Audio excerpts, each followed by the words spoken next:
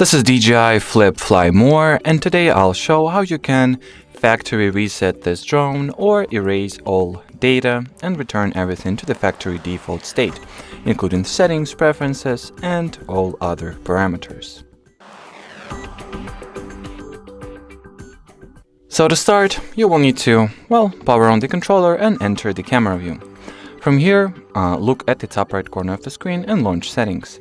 Here, select the About category, scroll this page all the way to the bottom, and tap on the Clear All Data button. Now make sure that all the data that is important to you is either backed up or you just generally don't mind losing it. Well, that means that this data is not that important, but still. Anyway, here tap on the Clear button and allow some time for this process to elapse or for the old data to be cleared and all customizations and settings to be reset. And as you can see, that's it. So should you have any further questions, leave them in the comment section below. But as for now, thanks for watching and bye-bye.